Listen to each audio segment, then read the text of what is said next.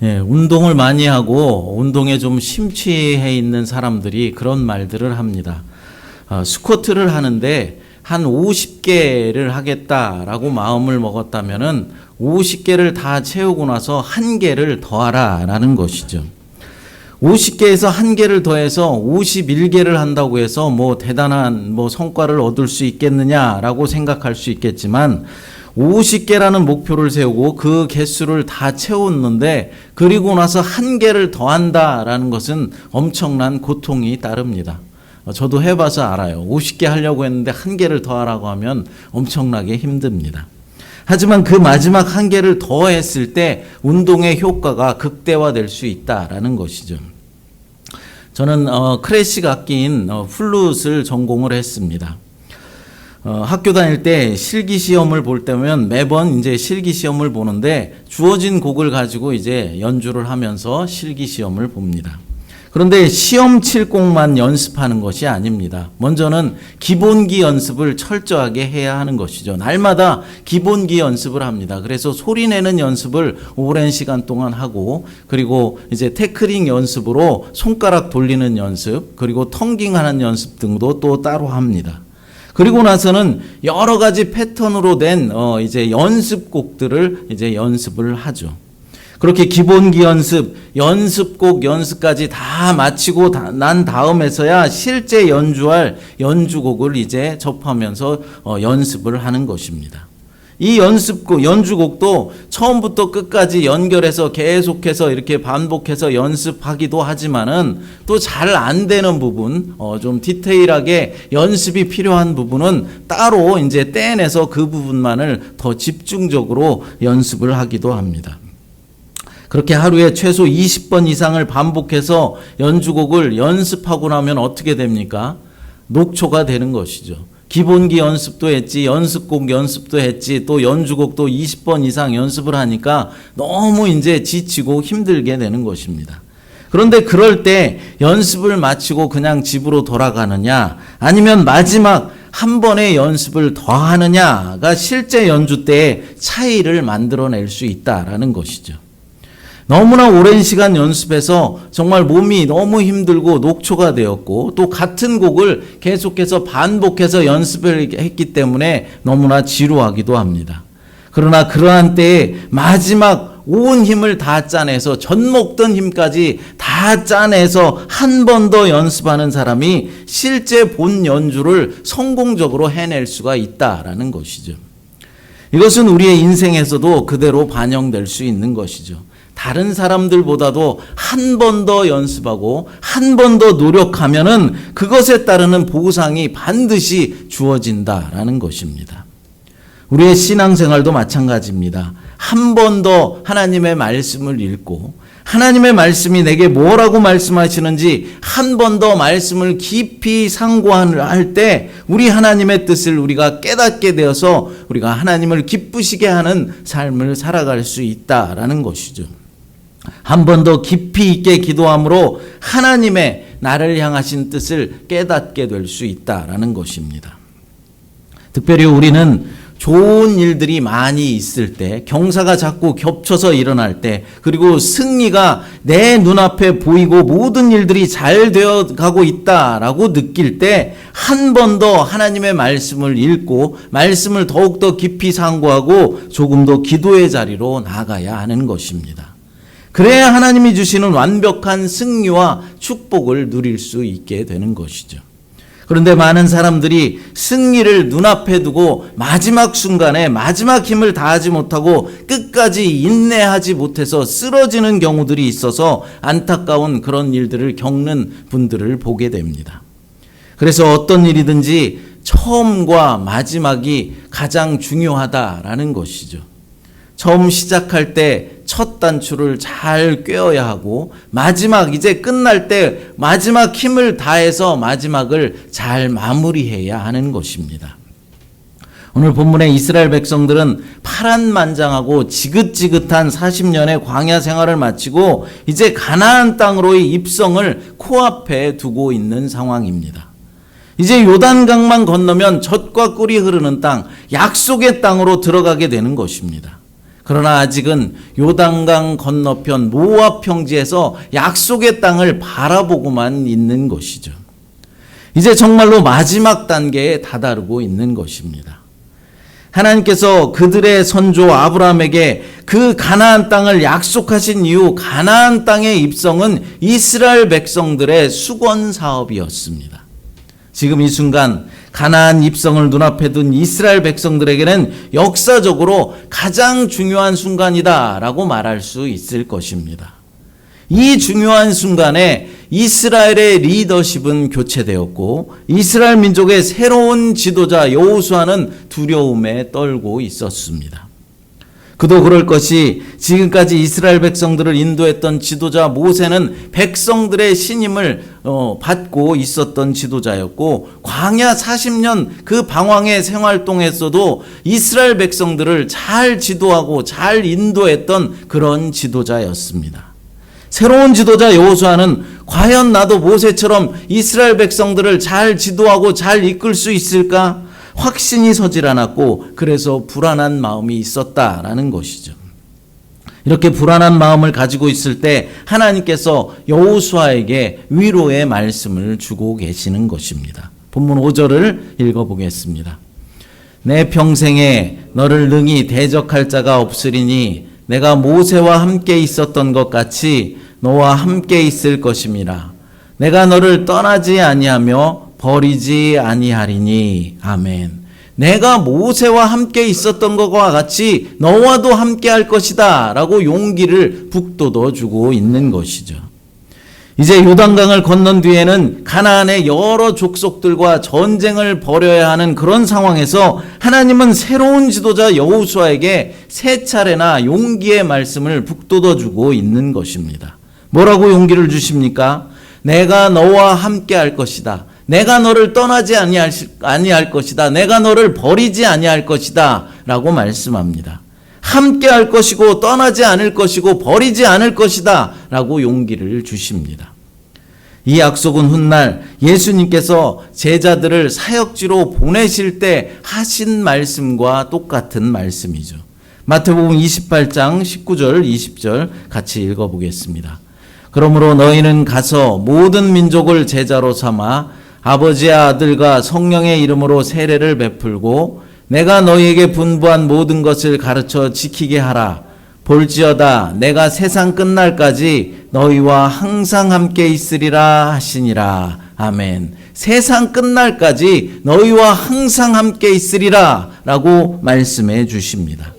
이 약속의 말씀은 오늘 저와 여러분들에게 주시는 약속의 말씀이다 라는 사실을 믿으시기 바랍니다. 우리가 무엇을 하든지 어디에 있든지 우리 주님은 우리와 함께 해 주십니다. 내가 잠시 죄에 빠져서 방황할 때에도 내가 큰 고통 가운데 슬픔 가운데 빠져 있을 때에도 우리 주님은 나를 떠나지도 않으시고 나를 버리지도 않으시고 나와 함께 해 주신다라는 사실입니다. 우리가 이 사실을 믿고 깨닫는다면 두려울 것도 없고 못할 일도 없는 것이죠. 여러분, 언제 어디서나 함께 해주시는 주님만을 의지하시기 바랍니다. 나를 떠나지도 않으시고 나를 버리지도 않으시는 우리 주님과 늘 동행하는 여러분들이 되시기를 간절히 바랍니다. 하나님께서 모세와 함께 하셨을 때 그 누구도 모세의 길을 가로막질 못했었습니다. 심지어 당대의 최고 강국인 이집트의 바로 왕도 모세의 상대가 되지 못했었습니다. 애굽 땅에 10가지 재앙이 내려서 이스라엘 백성들을 출애굽시켰죠. 홍해를 갈라 이스라엘 백성들을 안전하게 피신시켰고 애굽의 기병대는 물속에 수장시켰습니다. 전능하신 하나님의 능력이 모세와 함께하고 있었기 때문입니다. 그런데 이제 이와 똑같은 능력으로 여호수아와 함께 하시겠다라고 말씀해 주시는 것입니다. 그렇다면 이미 하나님의 함께 하심과 이스라엘의 승리를 보장받은 여호수아가 해야 할 일이 무엇이겠습니까? 강하고 담대함으로 백성들을 이끌고 요단강을 건너면 되는 것입니다. 하나님만 믿고 의지하며 하나님을 신뢰하며 전진하며 나아가면 되는 것입니다. 하나님께서는 여호수아에게 강하고 담대하라 라는 명령으로 3차례나 권면을 주고 계십니다. 6절 말씀에서 강하고 담대하라 라고 말씀하고 있죠. 7절에서는 오직 강하고 극히 담대하여 라는 말씀을 주고 계십니다. 그리고 9절 말씀에서도 강하고 담대하라, 두려워하지 말며 놀라지 말라 라고 말씀하십니다. 강하다, 담대하다 라는 서로 비슷한 말을 사용하였습니다. 본문에서 이 동사들이 사용되는 정황들을 살펴보면은 6절과 9절에서는 용기를 내라 라는 뜻으로 사용되었고 7절에서는 율법을 지키겠다 라는 확고한 의지를 가지라는 의미로 사용되어지고 있는 것을 볼 수 있습니다. 하나님께서는 여호수아에게 미래에 대한 불안감과 두려움을 이겨내는 용기와 말씀대로 살겠다라는 결단을 지금 요구하고 계시는 것입니다. 하나님께서 여호수아에게 용기를 요구하시는 것은 미래가 불확실한 상황에서 그에게 주신 약속, 그러니까 하나님께서 여호수아와 함께 하시면서 승리를 주실 것이라는 이 약속의 말씀을 전적으로 믿고 행동하라는 뜻입니다. 지금 저와 여러분에게도 용기를 내라고 주님께서 말씀해 주십니다. 우리 젊은이들은 앞으로의 삶에 있어서 어떤 직업을 가지게 될지, 어떤 배우자와 결혼을 해서 어떠한 삶을 살게 될지 사실 모든 것이 불확실한 상황 가운데 놓여 있는 것이 사실입니다. 또 어떤 분들은 하와이의 삶에 대한 불안함을 가지고 계신 분도 있죠. 특히 신분이 안정되지 못한 분들은 더더욱 그럴 것입니다. 언제까지 이곳에 머무를 수 있을까? 계속해서 이 하와이 땅에서 행복한 삶을 살아갈 수 있을까? 불안해하며 두려워하는 분들도 있습니다. 또 연세가 좀 있으신 분들은 건강에 대한 두려움들이 다 있습니다. 또 죽음에 대한 두려움을 가지고 계시죠. 갑자기 건강을 잃고 쓰러지면 어떻게 하나? 만약 내가 죽으면 천국에 들어갈 수 있을까 없을까? 그런 것들에 불안해하고 두려운 마음들이 있다라는 것이죠. 이런 우리 모두에게 하나님은 강하고 담대하라 라고 말씀하시면서 용기를 주고 계십니다. 앞으로의 삶으로 불안해하지 말고 불확실한 미래 때문에 두려워하지 말라라고 하십니다. 건강 때문에 죽음 앞에 두려워하지 말고 우리를 지키시고 구원해 주실 주님만 의지하며 담대함으로 살아가라 라고 말씀하시는 것이죠. 본문의 여호수아에게도 말씀하십니다. 강하고 담대하라. 내가 너를 떠나지도 않고 너를 버리지도 않을 것이다 라고 용기를 북돋워 주십니다. 그런데 여러분, 여호수아에게는 무엇을, 어떤 일을 하는 것에 있어서 강하고 담대해야 하는 것일까요? 우리가 무엇을 하고 어떤 일을 하는 데 있어서 강하고 담대하게 나가야 하는 것일까요? 우리는 대부분 여호수아가 백성을 인도하고 가나안 땅을 정복하는 이 정복 전쟁에 있어서 용감하라 라는 뜻으로만 이해하기가 쉽습니다. 물론 앞으로 요단강을 건너가면은 가나안의 여러 족속들과 전쟁을 치러야 하는 것은 틀림없는 사실입니다. 그러나 하나님께서 여호수아에게 강하고 담대하라 라고 말씀하시는 것은 가나안을 정복하는 일에만 국한되거나 거기에 포인트가 맞춰져 있는 것이 아닙니다. 그럼 어떤 것에서 강하고 담대하라 라고 말씀해 주시는 것입니까? 바로 율법을 지키는 일에 있어서 강하고 담대하라 라고 말씀하시는 것입니다. 본문 7절과 8절을 읽어보겠습니다. 오직 강하고 극히 담대하여 나의 종 모세가 내게 명령한 그 율법을 다 지켜 행하고 우로나 좌로나 치우치지 말라.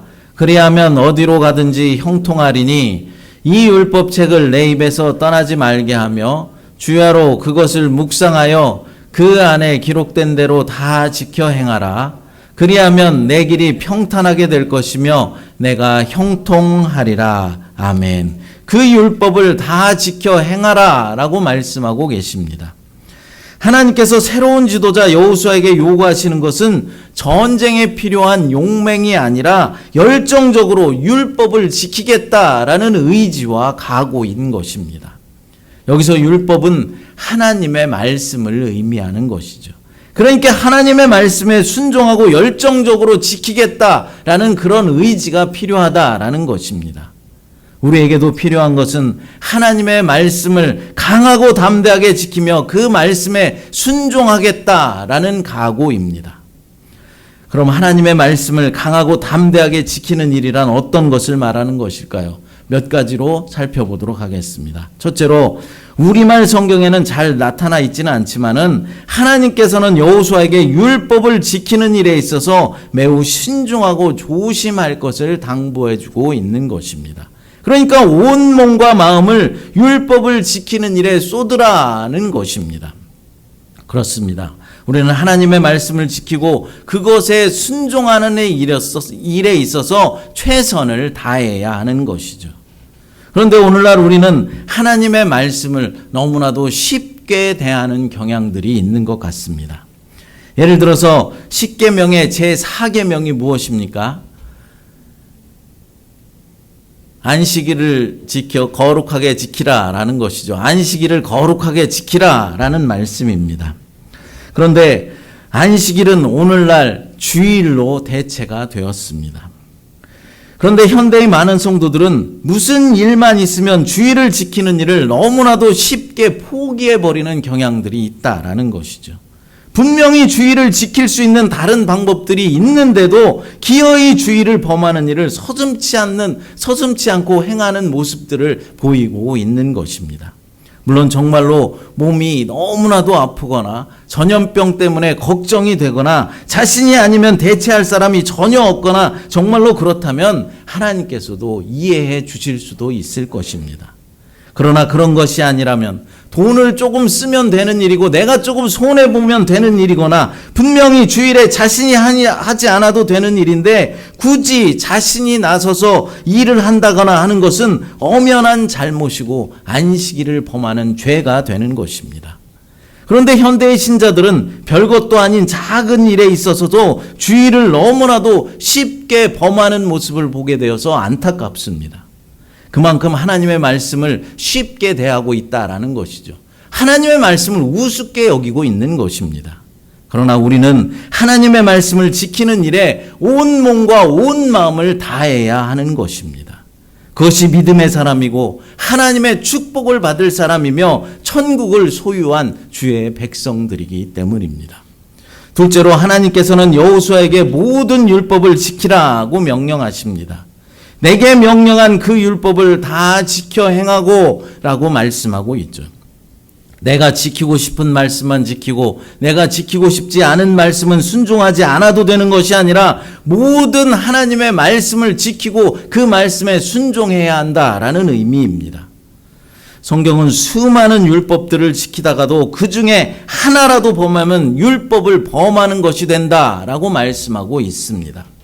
여러분, 솔직히 말하면은 하나님의 말씀을 지키는 일은 우리를 기쁘게 하고 우리에게 유익을 가져다 주는 일보다는 우리를 불편하게 만들고 우리에게 손해를 끼치는 경우가 더 많습니다. 지금 이렇게 우리가 예배를 드리는 것도 세상 사람들이 볼 때는, 세상 사람들이 생각할 때는 우리들을 어리석게 바라볼 것입니다. 왜 그렇습니까? 이 시간에 집에서 편안하게 쉬면서 TV 드라마나 본다거나 이 시간에 나가서 돈을 벌면은 더 많이 벌 수 있는데 그 시간에 교회에 나와서 딱딱한 의자에 앉아서 딱딱한 설교나 듣고 있는 것이 이해가 되질 않는 것입니다. 더군다나 교회에 오면 어떻습니까? 여러 가지 봉사도 해야 하고 헌신도 해야 하고 손해를 보는 일들이 많이 있다라는 것이죠. 헌금도 드려야 하고 단단히 손해라고 생각들을 하는 것입니다.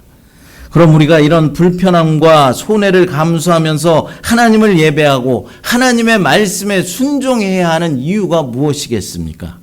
우리에게 믿음이 있기 때문입니다. 우리를 주의 자녀로 삼아 주셨기 때문입니다. 그래서 영원한 하나님 나라를 상속받은 상속자들이 되었기 때문입니다. 이 세상 사람들이 생각하는 그 불편함과 손해는 결국에는 하나님 나라에서 받을 면류관으로 대체되는 것이죠. 그러므로 우리가 예배할 수 있고 주님의 자녀로 살아갈 수 있다는 이 사실에 오히려 감사하며 우리는 살아가야 하는 것입니다. 셋째로 하나님께서 여호수아에게 한순간도 율법의 기준에서 벗어나지 말라라고 명령하고 있습니다. 좌로나 우로나 치우치지 말라라고 말씀하고 있죠. 하나님의 말씀에 따라 살아가는 일에 있어서 결코 예외로 삼는 것이나 잠시라도 정도를 이탈하는 일이 없도록 하라라는 것입니다. 우리는 가끔 말씀이 기준이 아니라 내 생각과 내 판단이 기준이 되어서 하나님의 말씀을 바라볼 때가 있습니다. 그러니까 내 생각에 이 정도는 괜찮겠지, 이 정도는 하나님도 다 이해해 주실 거야 생각하며 하나님의 말씀에 잠깐씩 벗어나는 그런 경향들이 있다라는 것이죠. 한국의 어떤 사람이 부산 여행을 계획하고 다음날 아침 6시에 기차표를 예매해 놓았습니다. 그런데 다음날 아침에 좀 늦잠을 자는 바람에 6시까지 가지 못하고 6시 5분에 기차역에 도착했습니다. 5분 정도야 기다려주겠지 생각하며 기차역으로 열심히 뛰어갔습니다. 그런데 기차는 이미 출발한 뒤였습니다. 정각 6시에 출발을 한 것입니다. 그럼 이 사람이 뭐라고 하소연하며 따질 수 있습니까? 없습니다. 본인이 늦은 걸 누구에게 뭐라고 하소연할 수 있겠습니까? 5분밖에 안 늦었습니다. 최소 5분은 기다려줘야죠. 이렇게 말해봐야 입만 아플 뿐입니다. 마찬가지입니다. 하나님의 말씀은 말씀대로 정확하게 지켜져야 하는 것이죠. 내가 정한 기준이 아니라 내가 생각하는 그런 하나님의 말씀이 아니라 하나님의 정확무오한 말씀대로 지켜져야 한다라는 것이죠. 넷째로 하나님의 말씀이 그의 입에서 떠나지 않도록 해야 한다라고 말씀합니다. 이 율법책을 내 입에서 떠나지 말게 하며 라고 말씀하고 있죠. 여호수아가 일상적으로 하는 모든 대화와 권면은 하나님의 말씀을 의식하고 그 말씀에 바탕을 둔 것이어야 한다라는 것입니다. 우리가 사용하는 일상의 대화도 마찬가지라는 것이죠. 하나님의 말씀을 생각하며 하나님의 말씀에 바탕을 두고 우리가 대화를 나누어야 하는 것입니다. 그런데 사실 우리는 어떻습니까? 그런 생각 전혀 하지 않고 내 생각대로 내 마음대로 아무 말이나 그냥 뱉어버립니다. 그리스도인끼리 모여있는 곳에서도 하나님 이야기, 교회 이야기를 하는 것이 아니라 세상 이야기가 주를 이루고 있는 것이 사실입니다. 심지어 우리는 비속어를 사용하기도 하고 하나님 뜻에 어긋난 말도 서슴지 않고 내뱉습니다. 하지만 우리는 우리의 일상의 대화에서도 하나님의 말씀이 성경적인 세계관의 말씀들만 하도록 우리가 노력을 해야 하는 것이고 세상적인 말이나 세상적인 이야기를 줄이도록 해야 하는 것이죠. 언어 생활에 조절이 필요하다라는 것입니다. 다섯째로 하나님께서는 여호수아에게 율법을 주야로 묵상하면서 살라라고 당부해 주고 있습니다. 하나님의 말씀은 마치 여호수아의 신체의 일부처럼 되어야 한다라는 것이죠. 우리의 삶의 모든 영역에서도 하나님의 말씀의 지배 아래 있어야 하는 것입니다. 우리가 무엇을 하든지 말씀의 기준에 따라 결정을 내려야 하는 것이죠. 그런데 어떤 사람들은 교회에서도 세상적인 기준과 잣대를 가지고 와서 그것대로 이 일을 처리하려고 하는 사람들이 있습니다. 그러니까 자기가 사업을 운영했던 그런 방식으로 교회 일도 하려고 하고 직장에서 일 처리하는 방식을 가지고 와서 교회에도 그렇게 일을 처리하려고 한다라는 것입니다. 그러나 교회는 우리가 알고 있는, 우리가 상상하고 있는, 우리가 생각하는 그런 방식이 아니라 우리가 전혀 생각하지 못하는, 상상하지도 못하는 방식으로, 은혜의 방식으로 진행되어 나갈 때가 너무나도 많다라는 사실입니다. 세상적인 방법을 교회로 가지고 들어올 것이 아니라 오히려 하나님의 방식을 자신의 회사나 자신의 직장이나 학교나 가정에 적용하도록 노력이 필요하다라는 것이죠. 그것이 하나님 나라를 세워가는 방식이고 주님의 뜻을 이루어내는 그런 방식인 것입니다. 사랑하는 여러분, 하나님께서 거룩한 백성 이스라엘의 새로운 지도자 여호수아에게 요구하는 것이 무엇입니까? 전쟁 수행 능력이나 행정력이 아닙니다. 온 백성에게 신앙적으로 모범을 보여주는 것이죠. 그래서 하나님의 말씀으로 강하고 담대하게 살아가는 것입니다. 그럼 우리가 하나님의 말씀대로 살아가는 일에 있어서 강하고 담대하면 무엇을 기대할 수 있는 것일까요? 하나님의 말씀대로 살아간다면 우리에게 성공을 보장해 주신다라고 두 차례나 말씀하고 있습니다. 여호수아가 말씀대로 살아간다면 그는 어디에 가든지 성공할 것이다 라고 말씀하고 있죠. 7절 말씀에 보면 그리하면 어디로 가든지 형통하리니 라고 말씀합니다. 또 그가 율법책을 주야로 묵상하며 실천하면 그가 가는 길이 순조로울 것이고 성공할 것이다 라고 말씀합니다. 8절 말씀에 보면 그리하면 내 길이 평탄하게 될 것이고 내가 형통하리라 라고 말씀하고 있죠. 본문 9절 말씀에서 다시 한번 강조해 주고 있습니다. 9절을 같이 읽어보겠습니다. 내가 내게 명령한 것이 아니냐. 강하고 담대하라. 두려워하지 말며 놀라지 말라. 내가 어디로 가든지 내 하나님 여호와가 너와 함께하느니라 하시니라. 아멘. 내가 어디로 가든지 여호와 하나님께서 너희와 함께할 것이다 라고 다시 한번 강조해서 말씀해 주고 있는 것입니다. 이스라엘이 국가로 출범한 이래 가장 큰 전쟁을 눈앞에 둔 여호수아에게 하나님께서 전쟁과는 별로 상관도 없는 주제로 권면하는 것이 매우 인상적입니다. 전쟁에서의 승리는 이스라엘의 군사력과 여호수아의 훌륭한 전술에 달려 있는 것이 아니라는 것이죠. 그들이 하나님의 말씀에 얼마나 순종하느냐에 달려 있다라는 것입니다. 전쟁은 하나님께 속해 있기 때문입니다. 그러므로 가나안 정복을 눈앞에 둔 승리를 지금 눈앞에 둔 이들에게 온 마음을 다해 율법을 준수하는 것은 전쟁에서 승리하기 위한 그 어떤 준비보다도 더 중요한 일이었습니다. 지금의 우리도 마찬가지입니다. 우리에게 가장 중요한 일이 무엇이겠습니까? 그것은 다른 세상적인 그런 준비가 아닙니다. 하나님 말씀에 대한 순종입니다. 하나님의 말씀을 어떻게든 지키겠다는 결단과 각오가 있어야 한다라는 것이죠. 특별히 지금 승리를 눈앞에 두고 있는 분이 있습니까? 이미 안정된 삶을 살아가고 있는 분들 계십니까? 그런 분들에게 있어서 더더욱 중요한 것은 하나님의 말씀에 순종하며 하나님의 말씀을 지키며 살아가는 것입니다. 우리 그리스도인들은 세상에서의 승리만이 목적이 될 수 없는 것이죠. 우리의 최종 목적은 하나님 나라의 승리입니다. 그러기 위해서 말씀대로 살아가는 일에 강하고 담대해야 하는 것이죠. 강하고 담대함으로 말씀에 순종하기에 최선을 다해서 끝내 승리를 이루는 저와 여러분 모두가 되시기를 간절히 축복합니다. 이 시간 찬양 부르시고 기도하겠습니다. 나는 주를 섬기는 것에 후회가 없습니다. 찬양 드리겠습니다. 하나님, 우리에게 승리 주심을 믿고 감사를 드립니다. 강하고 담대함으로 말씀 순종하기에 최선을 다하는 우리 모두가 될 수 있도록 인도하여 주시옵소서. 우리의 승리가 하나님 말씀에 얼마나 순종하느냐에 달려 있다는 사실을 깨달아 주님의 말씀을 강하고 담대하게 지켜나가는 우리 모두가 되도록 하나님 축복하여 주시옵소서. 거룩하신 예수님의 이름으로 기도드리옵나이다. 아멘.